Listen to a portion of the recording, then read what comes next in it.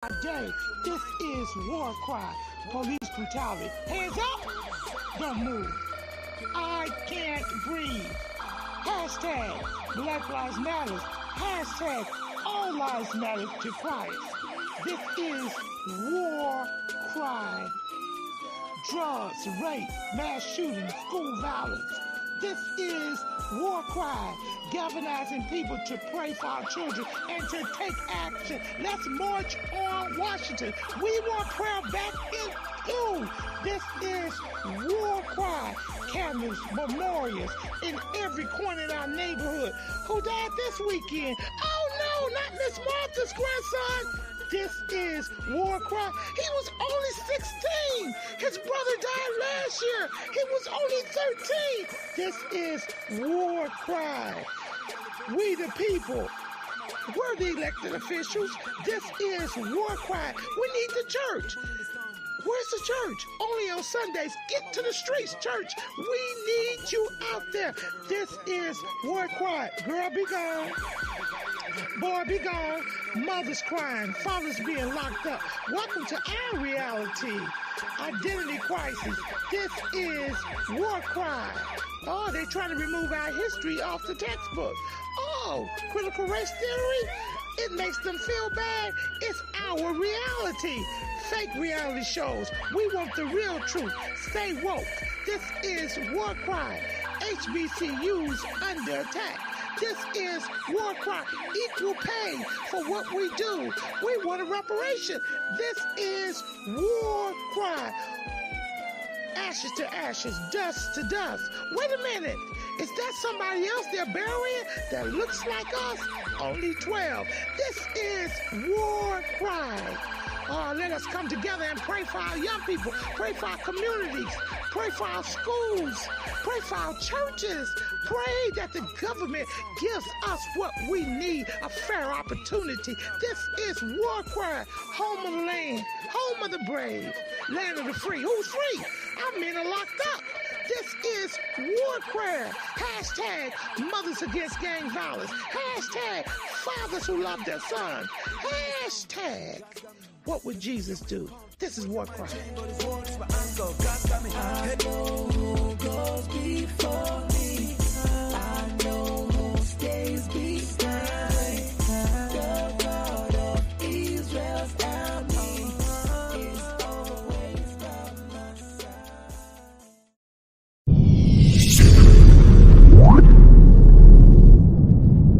Copyright disclaimer under Section 107 of the Copyright Act 1976, allowance is made for fair use for purposes such as criticism, comment, news reporting, teaching, scholarship, and research. Fair use is a use permitted by copyright statute that might otherwise be infringing. Nonprofit, educational, or personal use tips the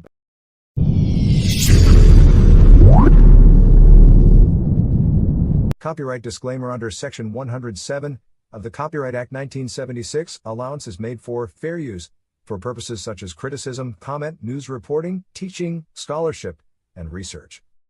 Fair use is a use permitted by copyright statute that might otherwise be infringing. Nonprofit, educational, or personal use tips the balance in favor of fair use. No copyright infringement intended. All rights belong to their respective owners.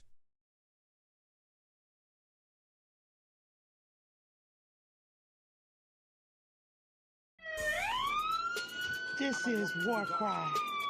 We're on the wall crying out for our children, our communities, our schools, our churches, our families. This is war cry. Welcome to our reality. Gun violence. Chicago, Philly, Detroit, New York, Atlanta, just to name a few. Our black children are dying day by day. This is war cry. Police brutality. Hands up! Don't move.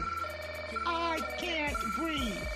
Hashtag Black Lives Matter. Hashtag All Lives Matter to Christ. This is war cry. Drugs, rape, mass shooting, school violence. This is War Cry, galvanizing people to pray for our children and to take action. Let's march on Washington. We want prayer back in school. This is War Cry, cameras, memorials in every corner in our neighborhood. Who died this weekend? Oh no, not Miss Martha's grandson.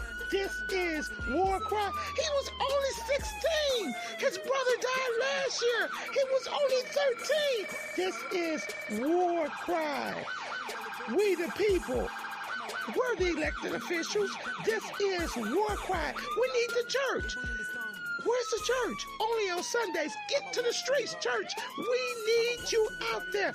This is War Cry. Girl, be gone. Boy, be gone. Mothers crying. Fathers being locked up. Welcome to our reality. Identity crisis. This is War Cry. Oh, they're trying to remove our history off the textbook. Oh, critical race theory? It makes them feel bad. It's our reality. Fake reality shows. We want the real truth. Stay woke. This is War Cry. HBCUs under attack. This is War Cry. Equal pay for what we do. We want a reparation. This is War Cry. Ashes to ashes, dust to dust. Wait a minute.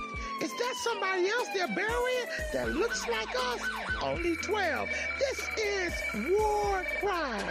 Oh, let us come together and pray for our young people, pray for our communities, pray for our schools, pray for our churches, pray that the government gives us what we need, a fair opportunity. This is War Cry, home of the land, home of the brave, land of the free. Who's free?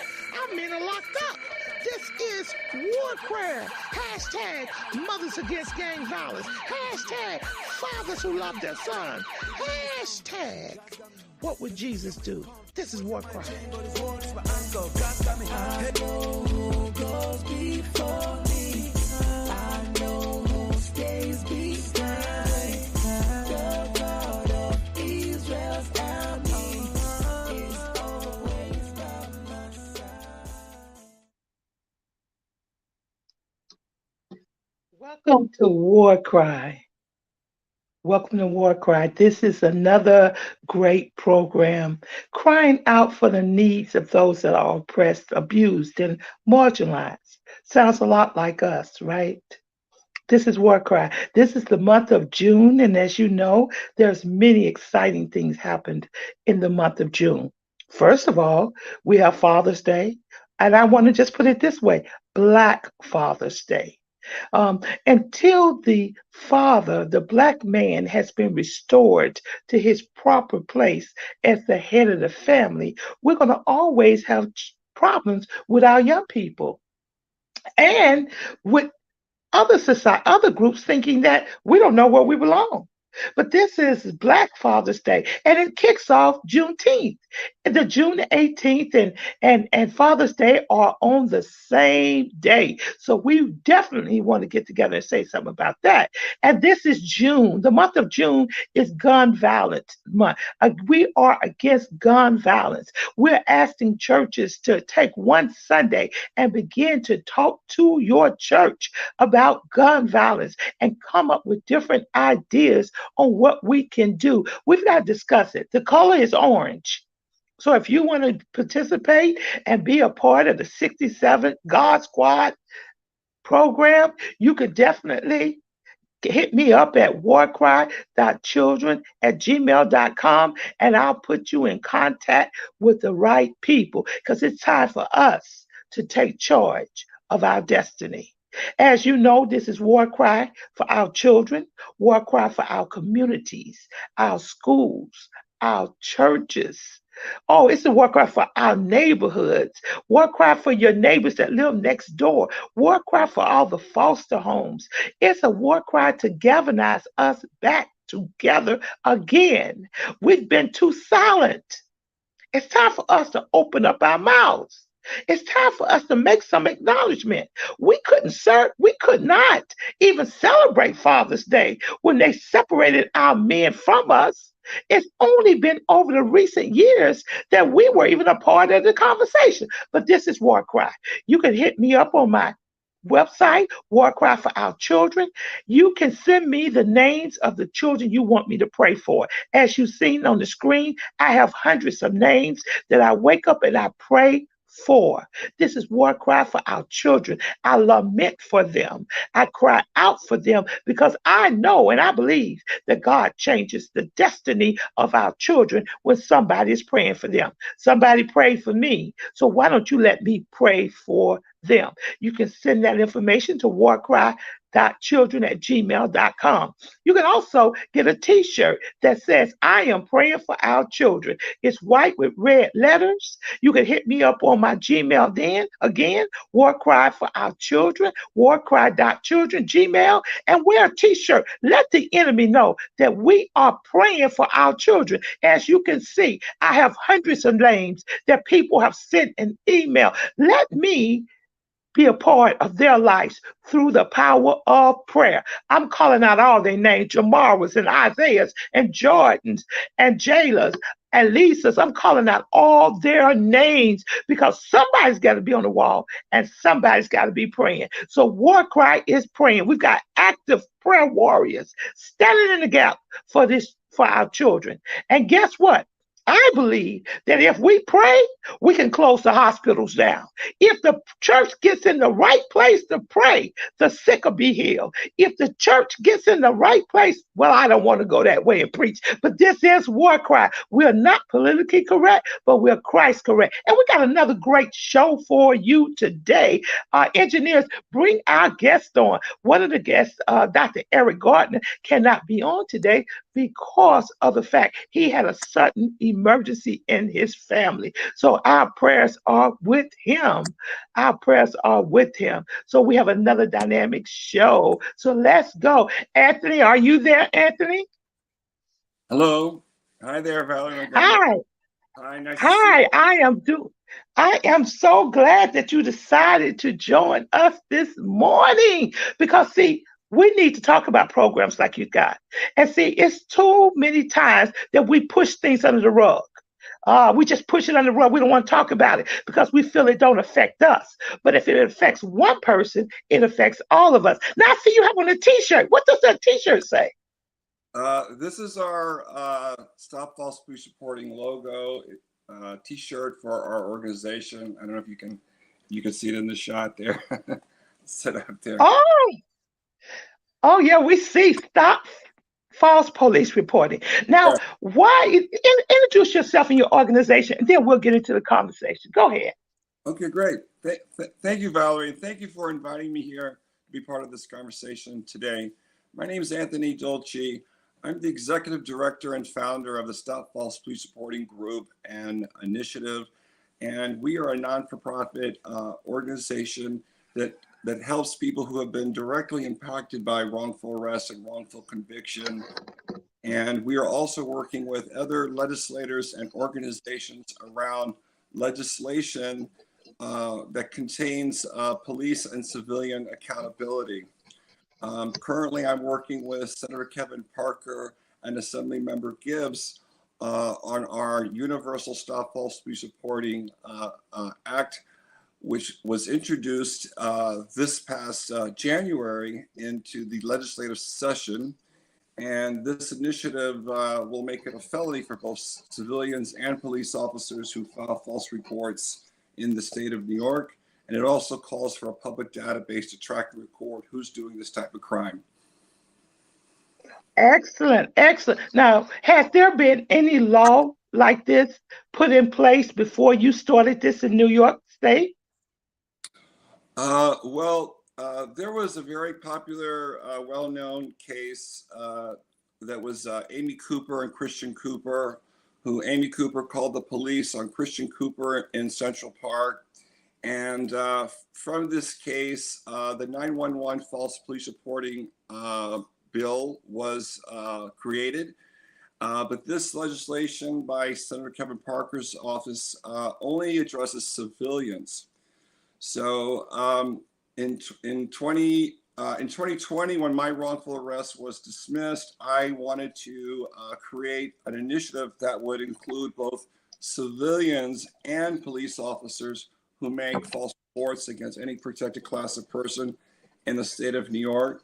So it was natural for me to gravitate to Senator Parker about the idea I had for this bill to protect people from this type of crime. Now, let me just go back. You just told the audience that you yourself have been faced with false police reporting in 2020. Could you just elaborate a little bit on that? And how did you feel? I mean, I gather that when people falsely report something on innocent individuals, I guess they're torn between trying to say, I didn't do it and leave me alone. And in some cases, like the Central Five, um, they may even, based upon the pressure, they may even say, I did it. So tell me a little bit about it. Yes, well, my husband and I, we're a gay married couple. We've been together for 23 years, and we relocated back to New York City in 2016 to this luxury condo high-rise building called Dorchester Towers. And we were living there for several years without a single complaint until this new property manager started working there, who was very biased towards my husband and I's sexual orientation. And so that's where it started. And this building had hired retired NYPD officers to stand guard inside of our building and in our hallway. And they instructed them to call the police on us if we don't vacate the premises within 2 minutes. And we documented this happening in our building. And when they would call 911, they made false police reports against my husband and I. And false reporting is a way landlords, when they want to get a tenant out of an apartment, they weaponize the police and the 911 call center against tenants they want to harass and get out of the apartment. So ours was a housing discrimination case, landlord-tenant harassment. And I was wrongfully placed in handcuffs on 10 occasions during 2018 and 2019. Because the employees of this building kept making false police reports. And it is still 4 years later, and the residue is the best way to say it, is still on my back and on my husband's back. The residue of pain and the humiliation. And even though the case got dismissed, our family still hasn't received justice for the things that we experienced in this building. You know what, Anthony? It's amazing to me that they would come out in 2018, 2019, and even 2020 and make all these arrests to you, when in fact, in our neighborhoods, when we call 311 or 911, they asked us, is this a non-violent case? And if it doesn't demand response right then guess what? It takes hours and hours sometimes for New York City Finance actually come out. But here in your case, they came out many, many times. Now, the only way that we actually get someone to respond like that is that somebody has to say there is a weapon involved. And then it seems like everybody come out. But in your case, you had no weapons, you had nothing, and they responded and even put you in handcuffs. Yes, that's correct. That's correct. And now, is this the first time that you've ever had handcuffs on you? Yes, that is the first time that I've ever been wrongfully placed in handcuffs. It's 20. And how does that feel? That's not a good feeling, because you can't do anything once you're handcuffed. You feel powerless. Yes. Yeah. That's correct. That's correct. And I knew to stay calm though, because I know that if you even wiggle or struggle a little bit, you can get harmed, by the police, in the process of being arrested. So I froze in all these cases. I just kind of like stay still, to try to stay calm, even though I knew what was happening was wrong and unjust and was, not correct what they were reporting to the police. Absolutely. And then you also brought up a case about what happened in Central Park, where we had this black guy. I think he was out there looking at birds, and this other white lady was walking her dog, and somehow something. You know anything about that case as well? I do. Christian Cooper, who's an African American man, was bird watching in Central Park, and Amy Cooper came along, and she was walking her dog without a leash. And I believe Christian Cooper asked her to put the dog on a leash, which is the law. And Amy Cooper didn't like that this gentleman was telling her what to do. And she decided to call 911 and make up this story that there was a black man in the park that was threatening her life and harassing her. And fortunately for Christian Cooper, he was able to record the whole thing. And he was standing there perfectly still, calm, and he wasn't doing anything wrong or harassing her or threatening her in any kind of way. This video is what inspired the 911 false police reporting bill in 2021 by Senator Parker. So this is the first time that we have had legislation in New York City that kind of really touches at the heart of false reports. Wow. Now, and I gather the bill is moving forward. So do you have a lot of speed behind the bill? Because I'm sure that we have a lot of false police reporting in New York City. And especially sometimes, and I'm not an expert on this, so I'm going to give a disclaimer out there, but especially sometimes when we actually look at domestic violence with one person calling up on another person just so the police could come out there. So I'm sure we have a lot of data on it. Have you been able to get a lot of data, a lot of statistics to even more prove your case even the more, besides your 18 times, 20 times? Now, let me go back. Now, when they took you to jail, how long did you stay in there? I hope, Anthony, you got out soon. Well, seven times that I was put in handcuffs, they tried taking me to Bellevue Hospital and committing me to a mental ward where I didn't belong. But on the first time they did that, I was actually committed for 9 days in a mental ward where I didn't belong, because 20th Precinct had falsified a police report saying that my husband made the report against me that I was acting mentally unstable and a danger to myself. But my husband was not even home that day that the police had put in the report that they made the call. So unfortunately, I was taken to the hospital in handcuffs, and I spent 9 days, and my husband did get me out by saying that there's nothing wrong with me. And later, after I moved out of Dorchester Towers, I got arrested 2 more times.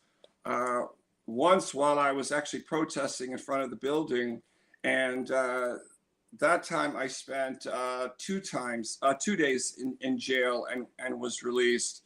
And another time was just a desk appearance to appear in court. But that case went on for a year and 2 months, and I turned down 4 plea bargains at the Manhattan District Attorney's Office, because one of the allegations that the property manager was saying is that I went into her office and I threatened to kill her. But she did not report this crime until 6 months later, after I moved out of the building. So I would not take a plea for a crime I didn't commit, and I'd rather take my chances going to trial. And when push came to shove, the judge gave the other side another 2 more months, and then the case was dismissed due to a 30-30 motion. So now we're taking some legal action against the building. Now, and that's obviously a shame. Now, you say, now, did they force you to move out of the building, or you just say, look, I had enough of this, I'm just going to move out and fight them from the outside? That's a good question. The unit owner that we were renting the apartment from, actually, she renewed our lease for another 2 years because she didn't have a problem with my husband and I, and we were paying our rent and we were good tenants. So the building, the property management company for Dorchester Tower, they threatened to sue the homeowner if she does not kick us out of the apartment. So they put the pressure on top of her head.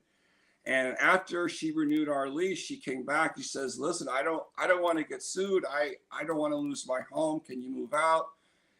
But we had nowhere to go. And where were we going to go? And who was going to pay for this move? So she put her home up for sale. And then she went to housing court to start the eviction process.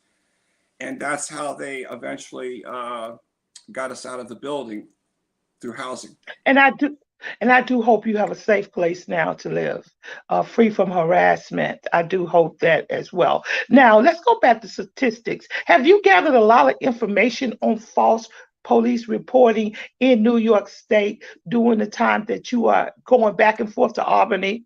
What have you gathered? Is there a lot of that? Well, that question is actually very strongly related to what's in our initiative and in the bill, because in 2020, when my case was dismissed, I did some research and I was very surprised to find that there's not a category at the Manhattan District Attorney's Office for the crime of false reporting. So provision number 6 in our Stop False Police Reporting initiative is the creation of a public database, because we have to acknowledge the civilians and police officers who are using lies to destroy people's lives, because currently we don't know what the statistics are. I do know from their website that there's over 50,000 cases dismissed every year where someone is arrested and later, for some reason, the case gets dismissed down the road. But we don't know how many of those are from false police reports. Now, according to the National Registry of Exoneration, there has been 75 exonerations nationwide since 1989. So it's close to around 3,000 wrongful conviction over the past 35 years. And that is a very high number. And because we have 2.2 million people currently incarcerated in the United States, we know that there's probably hundreds, if not thousands, of innocent people who are in the prison system, who are innocent and who do not belong there. So that's why this public database is so important to put in place, because we need more transparency. We need to identify who these people are. I want the names and faces known to the public to serve as a very strong deterrent to put an end to false reporting. Now, we spoke about, or you brought up, wrong convictions. Mm-hmm. So wrong conviction and false police reporting are the same. Can we merge them together as the same, or do we keep them separate? Because somewhat we don't know all of the wrong convictions that has happened in these United States of America. But as you said, we do know the amount of people who have got exonerated from out of jail for not doing what they said, which that means that somebody did do a false police reporting. So are we going to merge both of these together, or will false police reporting be like somebody said something to you about a person, police comes out and finds that not true? Are we going to go down to that level? They find the evidence not there and they say, listen, I'm not going to take them to jail? Or is it going to be when they actually go in and release? What is going to be the preliminaries that we're going to deal with that? Yeah, that's another great question. And, false reporting is a very complicated crime, because not every false report leads to a wrongful conviction. So like in my case, I was wrongfully placed in handcuffs 10 times, but I never got convicted. I was one of the lucky ones that did not get convicted for a crime they didn't commit. Let me step in. But did they take your mugshot? Did they fingerprint you? Yes, they did. And that's still on my record. That's still there. My fingerprint, my pictures, my mugshot. And that's another example of the residue of false reporting that stays on you. And it's on your record, because my case was not dismissed on merit. The DA's office let the clock run out. So until it's proven in a court of law that it was actually a false report.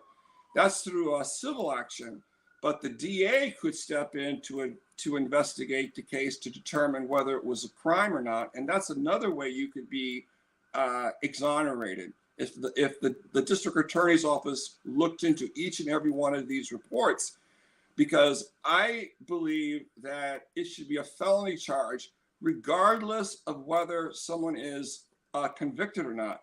No one should be using the 911 calls to try to frame an innocent person that they have bias towards.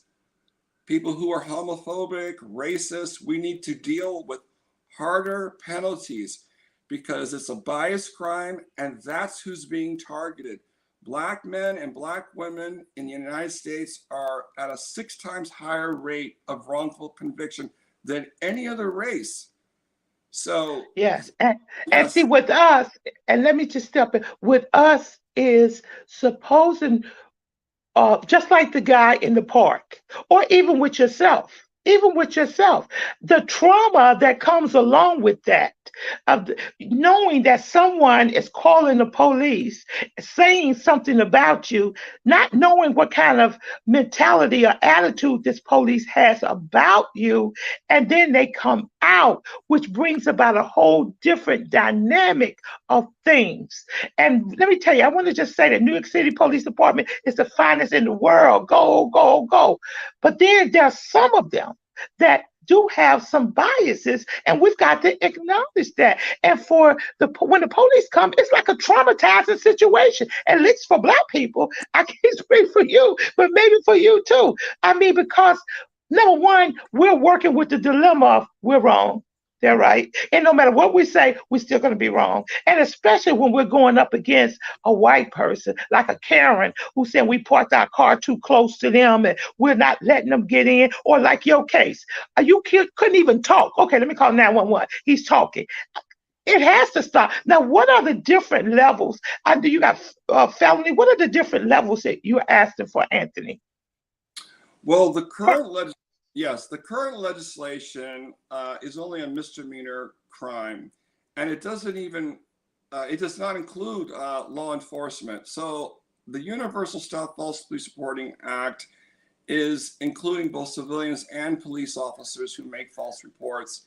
And why I want to make it a felony, it's a felony E class, is because I want it to be a permanent record on them. I want it to follow them if they decide to go to another county or another state, to have that on their record. And also the penalty needs to better match the consequences.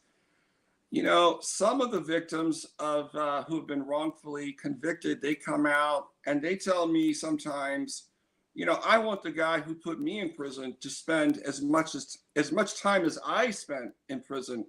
And some are spending 10, 20, as much as 30 years in prison for a crime they didn't commit. And so the current legislation needs to be a higher penalty.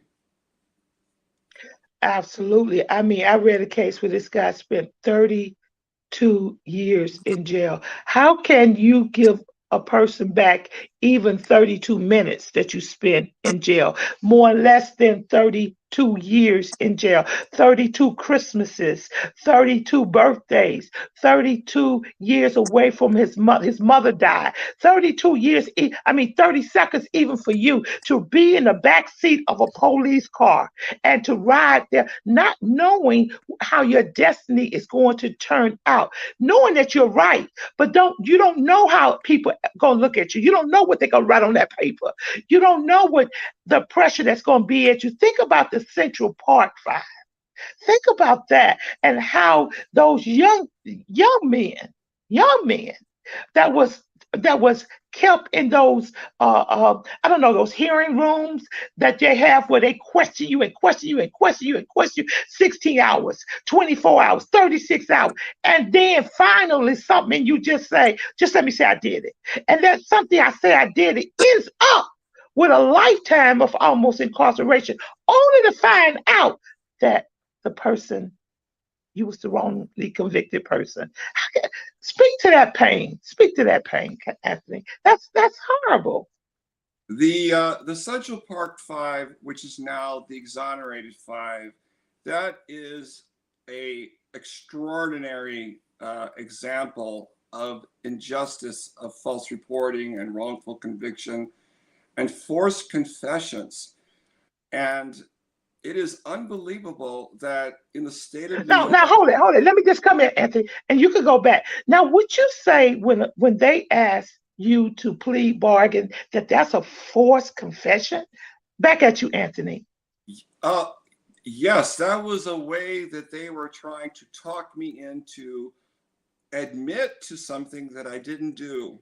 Now, I was not in an interrogation room with police officers like the Central Park Five, but the prosecutor in my case kept offering plea bargains to our attorney, and the public defender kept saying, "Oh, you're not going to get a better deal than this. You should just take this case."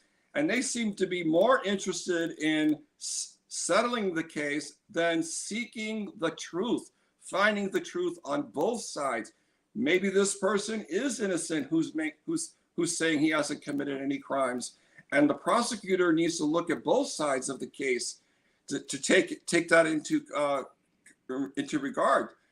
And Central Park Five, they were children. They had no parents. They had no lawyers. They did not know their rights. And children's minds are not fully developed of the consequences of the future. They're thinking like, I'm hungry, I'm tired, I don't want to be here anymore. Okay, all right, I'll sign this just to get out of this awful situation, not thinking of the long-term consequences. And it's astonishing in the state of New York that police officers can still play good cop, bad cop with innocent defendants and lie to them, saying, "Oh, your friend said you did it. We have evidence that said you did it." They can also lie to an innocent person that they failed their lie detector test. So I thought that was against the law to do that. No, it is not. It is still legal to do that. So we have police officers who are supposed to be representing truth, justice, fair due process, and then they come into an interrogation room and they lie to somebody who they're trying to persuade into admitting to crimes that they did not commit. Wow. And imagine for a young person how that feels. That's why one of the banners or war cry is to fight against social injustices. A lot of times we as a church, we preach about Jesus, but we don't preach about his totality of him staying outside of the walls of Jerusalem and the people that was marginalized, with the ones they put out of the walls, not the ones they put inside, the ones that was outside because they were not deemed good enough to be in the synagogues. Jesus spent his time with the woman at the well that had the 5 husbands, the woman that committed adultery, the man with leprosy, the woman that was demon possessed. See, that we gotta look at who did he spend his time with? Those that was marginalized, those were rejected, those that was abused, but because he came to show us that they needed to have a voice. And I'm glad you decided to start this legislation about false police reporting. Now, how far is it, and how close is it to being passed the bill? And are you getting any resentment or any pushback? I started this group and the Stop False Police Reporting Initiative 2.5 years ago. October will be 3 years that I've been working on this initiative. And it's taken me nearly 1.5 years to get it finally introduced into the legislative session. So it got introduced in January, and the sponsors are Senator Kevin Parker and Assembly Member Edward Gibbs on the Assembly and Senate side. And since January, we have approximately 4 co-sponsors on the Senate and 14 co-sponsors on the Assembly, which is pretty good for just a few months being introduced since January. I wanted to double check, make sure I got my numbers right. Yes, yes, We yes. had 3 new ones just sign up recently. So it's doing well. There's only been one legislator who gave some pushback, but for the most part, the feedback has been very positive, very, very well, and we're hoping to get it passed into law either this session or hopefully by next session.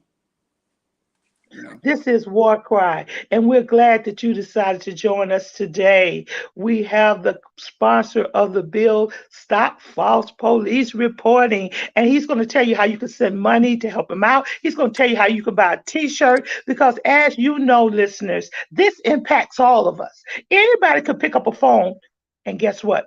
Report a lie.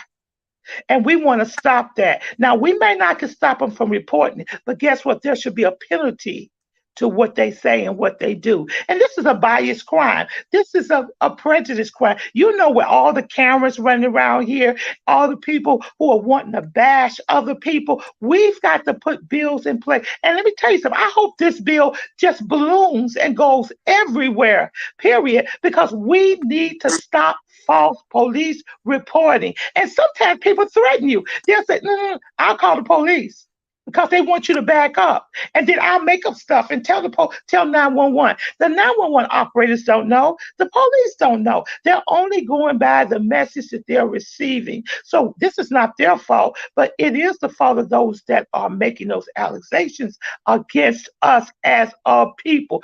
We shouldn't weaponize that. 911, police department has a lot of things to do besides answer false police reports. I'm going to tell you, our hands are full. This is going to be a hot summer. We got a lot of people coming into the city. A lot of buses are coming in. 3,500 people came into the city last week from across the borders. They're looking for places for them to stay. We got a lot of immigrants that came in from Ukraine here. School is going to be out. Jobs are going to be few, and it's going to be a hot summer. And let me tell you something. I want you guys to check this out. New York City has got what they call a RoboCop that they're going to be putting out. Check it out. Google RoboCop New York City Police Department. Now, we're down by police. Now we're going to have a RoboCop? I don't think so. I really don't see what they're going to do, because they're going to be taking pictures after the crime. And guess what? Do not put them, don't try to put, people gonna kick them. This is New York. Back at you, Anthony. Well, wow, yes, I know, RoboCop. I'm curious to see how that's gonna work, and if the money. Yeah, Google it. They call one of them, looks like, I don't know, have you ever seen these robots in the stores that sweep the floors? It's called a snitch box, is one of them. And the other one's called RoboCop. Yeah, they're going to be putting them out. Here it is now. Let's listen to it. Come on, engineer.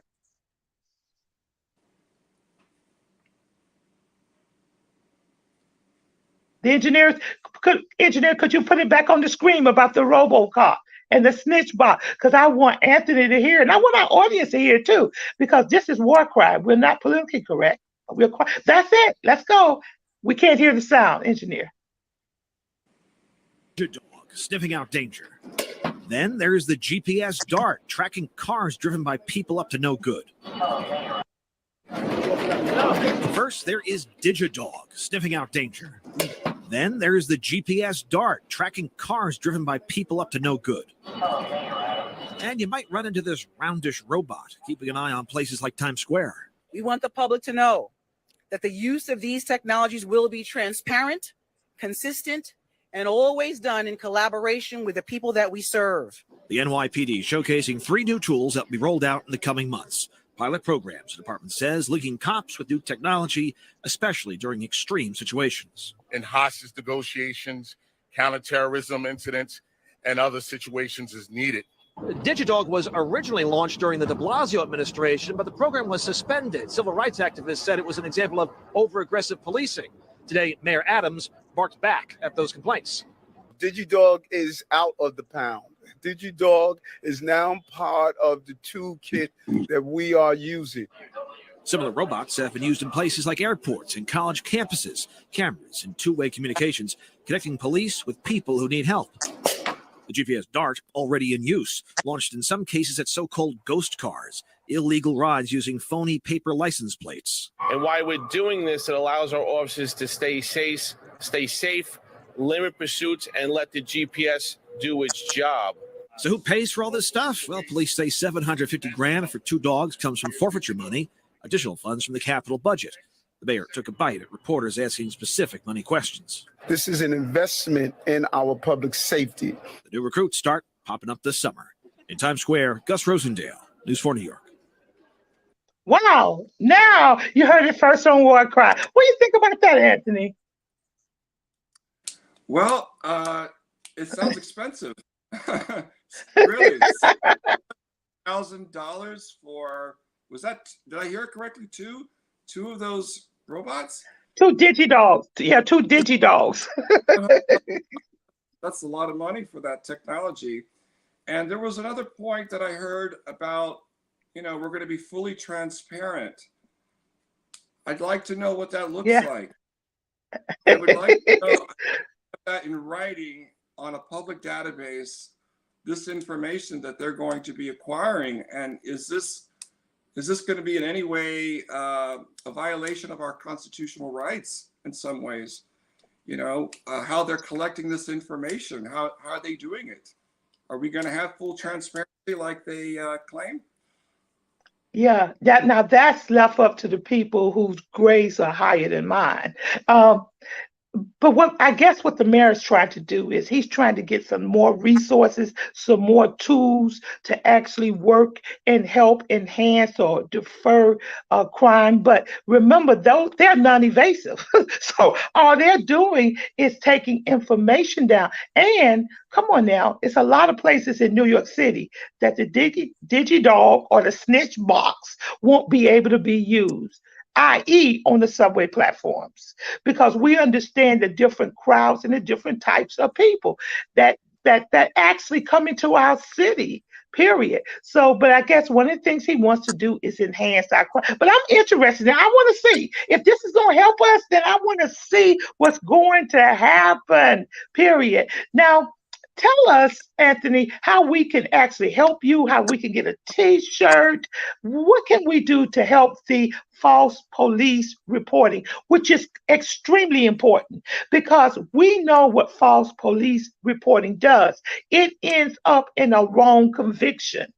Period. And we have people that have went to jail, or people who say they're innocent, or people who come out of jail that admit that they did something, say, I never did it. And their records are completely messed up.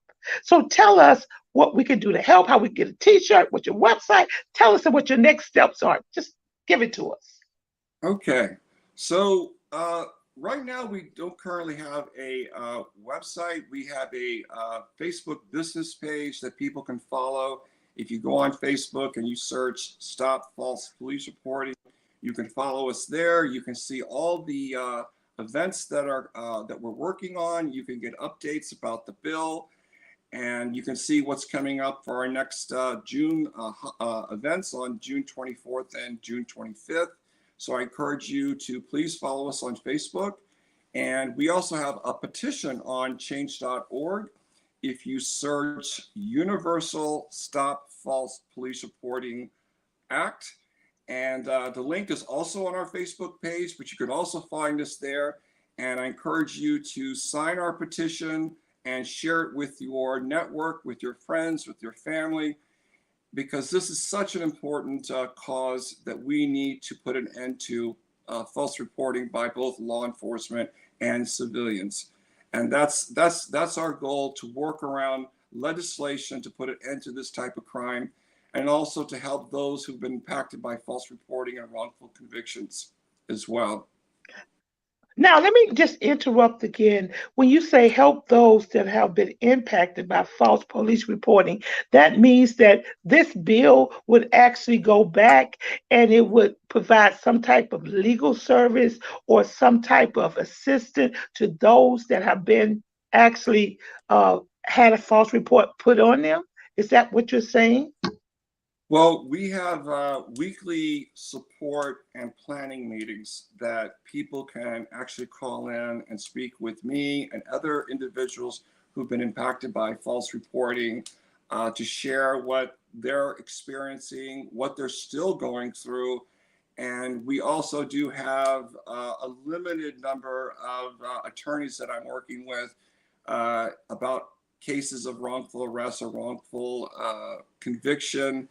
So people can contact us for support and also for some legal advice, and we can help them with, making police reports, filing their FOIL request, and getting in touch with other resources that we have.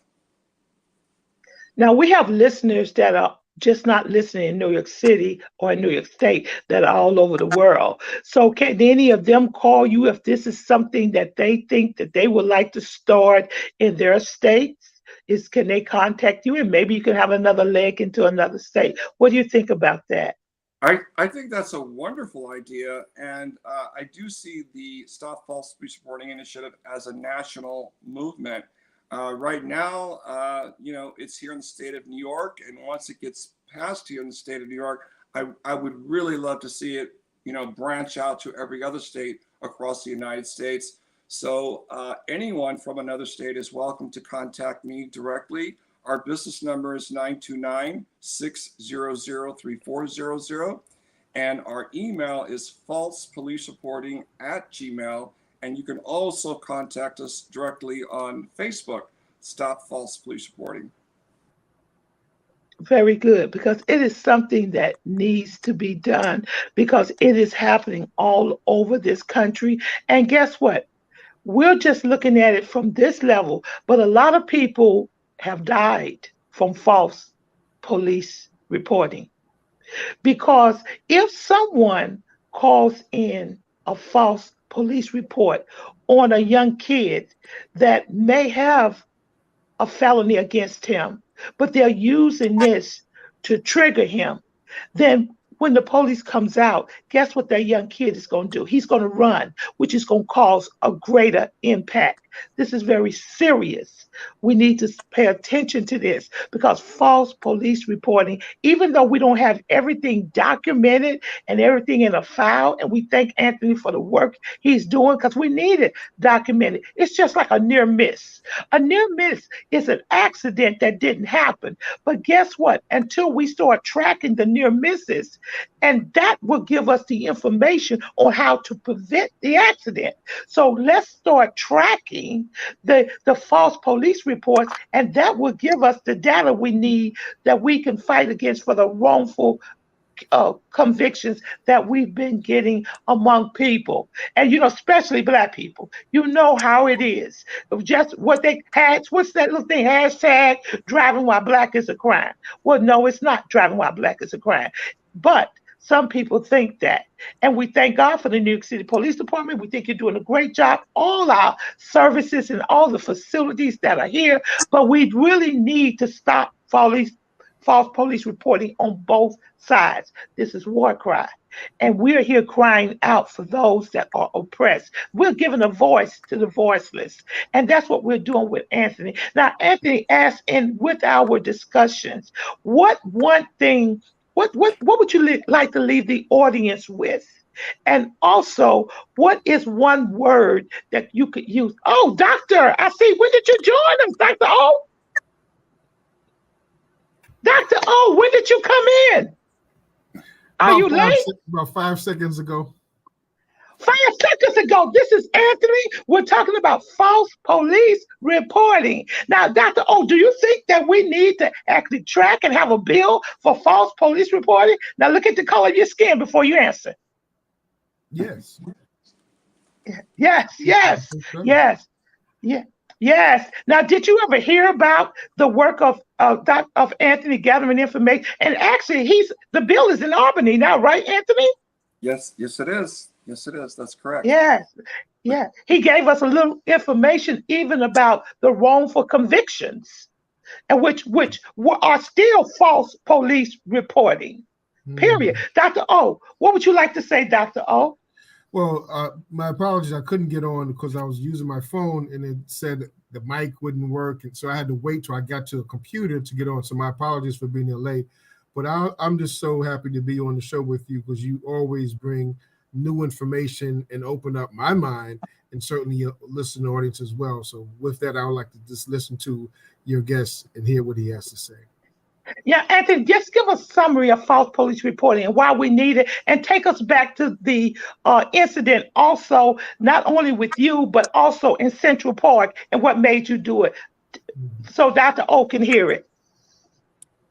Well, false police reporting is very near and dear to me because I was directly impacted. So was my husband, and we were targeted by homophobia, which led to our landlord, property management, calling the police on us and making false reports as a form of harassment, as a way to get us out of this apartment that they wanted us out. So our case deals with landlord-tenant harassment, and that's a tactic that some landlords use against tenants that they have bias towards, whether it's racism or homophobia. And they want that apartment back. Maybe they want to jack up the rent, so they start making police reports about that tenant to get them out. So and this is why this cause is so important to me. And you also, Valerie, touched on something earlier about false reporting leading to death, and that is very true. And when you look at Breonna Taylor, they went before a judge in the daytime, right, in a courtroom before a judge to get permission to serve a no-knock warrant that was falsified. They put false information in this no-knock warrant to these police officers, who then went to the wrong address, and then someone, Breonna Taylor, got shot to death in the process. But that started with a report, false information. And that's why this bill needs to be, this legislation needs to be a felony. So the consequences are better matched, and also including police officers who do lie in police reports to obtain a conviction against an innocent person. Okay, Dr. O. I got it. Central Park 5. That case was just so just horrific. But we know it happens again and again. And how many times it happened, we don't even have a chance to bring it to light, where people never know what really happened. How many people were Dr. O, let me come in. Then Anthony said that they don't even track it. He can't even get the data on how many false police reports have came through. It's no data, so he's having to put this stuff together. Wrongful convictions, he says he has that based upon how many people was let out, but he still don't know how many people were wrongly convicted in jail. Back at you, Dr. O. I want to put that in. Yeah, I mean, I think of the white woman, and I think she was in Central Park as well, where she was saying that she's being afraid and being attacked by a black man. The black man wasn't even touching her, and I know that she did get arrested. I don't know what the actual sentencings were, but of course, this is harmful. It's using the law in such a way that it weaponizes, the process, which is truly discrimination. Yes, and let me bring another case up that we didn't think about. Remember in Georgia, where this black man, what was his name, Aubrey? He was jogging, and this group of white men in a truck actually called up and reported that he was breaking in houses. Remember that? and it was a stand your ground state. And they actually went and shot and killed him. That was a false police report. Wow. Go ahead, Anthony. Go ahead, Anthony. Yeah, that's another good example. And we were also talking about Amy Cooper and Christian Cooper in the Central Park earlier in the program. But I did want to say that originally the former district attorney, Cy Vance's office, they were not going to charge her. They were not going to charge her for making a false police report, even though she had committed a crime in a video. There was no disputing that she was weaponizing the 911 call against someone who's Black for the color of their skin. It was clearly a racist situation that happened, and it is astonishing at that time that originally they were not going to do anything about it. Then a lot of politicians had to come out. I believe Jumaane Williams and other politicians with other activists had to all come out and protest just to get one person arrested who committed a crime in a video. And that's another problem with our system, that we have no problem incarcerating an innocent person, but we have to get a whole 1,000 people to protest to get the perpetrator arrested. So that is just wrong. That is completely wrong. Yes. So many levels. Yes. Hey. Scales of justice. Yes, it is. Uneven against an innocent person and a person of privilege, and that needs to be absolutely. Yes. Now put on the screen, give us again how we could get in contact with you, how we could help you. And for those that are around the world listening, if you want to get along with Anthony to start a campaign against false police reporting, please get in contact with him. This is something that we really need to do. I mean, look at what happened to Emmett Till. Now, look what happened to him. That was, to me, they beat him based on a lie. That's a false police reporting to me. I'm sorry. This is war cry. I said it. Anthony, let us know how to get in contact with you. Thank you. So we are on Facebook, and if you search Stop False Police Reporting, you can find us on Facebook. You can give us a like and follow us there. You can also send us any requests for if you need help with legal representation, or if you're someone who's been directly impacted by false reporting. We also have weekly support meetings. You can also contact us directly at 929-600-3400. Anyone in the state of New York is welcome, and any other state is welcome to contact us for information. Well, how can we get a T-shirt? T-shirt. Well, how can we get a T-shirt? Yes, we have T-shirts, and here in Manhattan, Harlem, the Bronx area, I can come in person and drop off some T-shirts for everybody. Hand deliver some T-shirts, because I don't have the website set up yet, but we are in the process of doing that, and we do have some T-shirts available for people who want to. All right, good. Good, Dr. O, back at you. Yeah, there's I'm sorry, I can't remember the young boy's name, who was falsely accused of murder. I think he was, I don't know if he was put to death by electric chair or something. So I live in Delaware County, Pennsylvania, and there's a campaign to, I think the person was exonerated already, but now they're trying to change the courthouse in his name as a form of justice. So Butch Slaughter is the one that's heading that campaign. I think he would be a really good person for your show.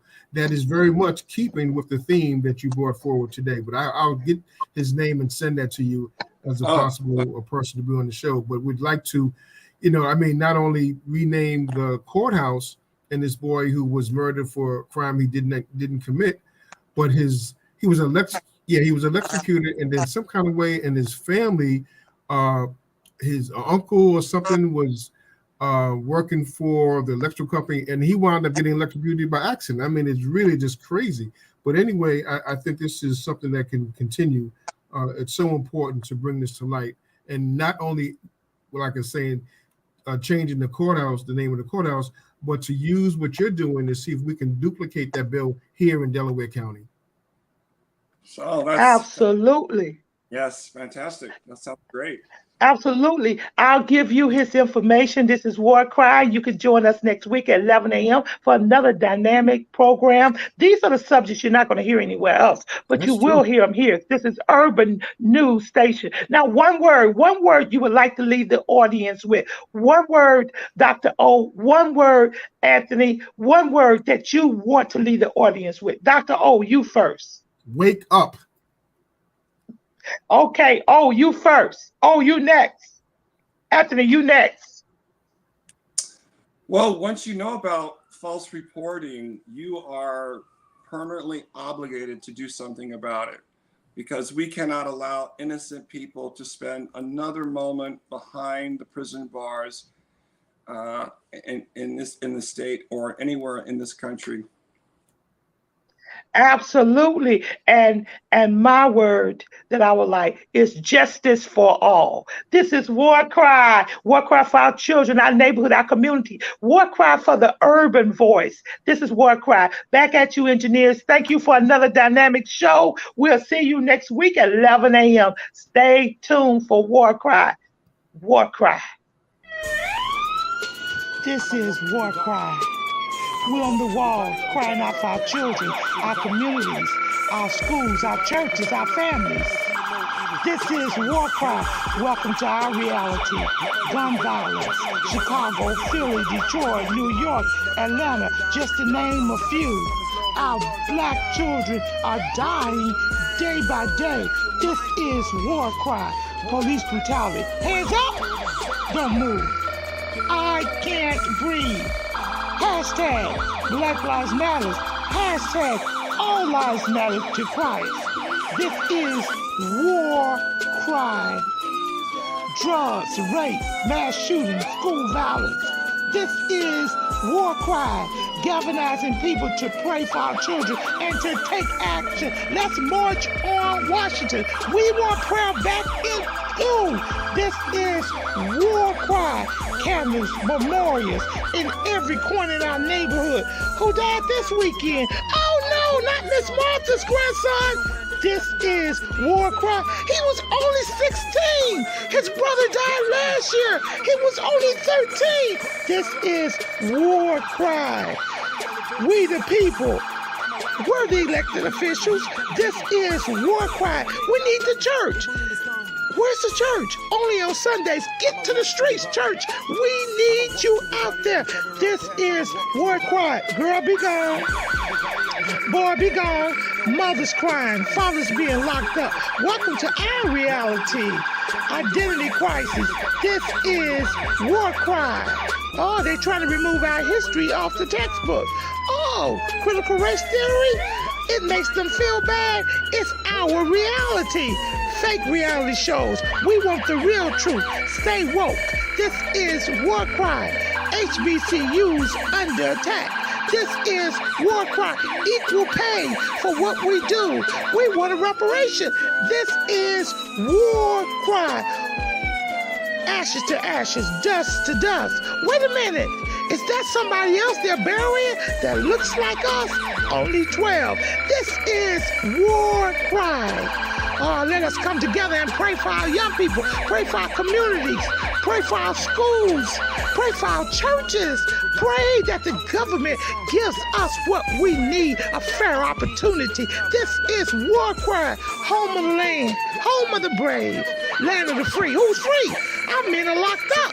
This is War Cry. Hashtag mothers against gang violence. Hashtag fathers who love their sons. Hashtag what would Jesus do? This is War Cry. I know who goes before me.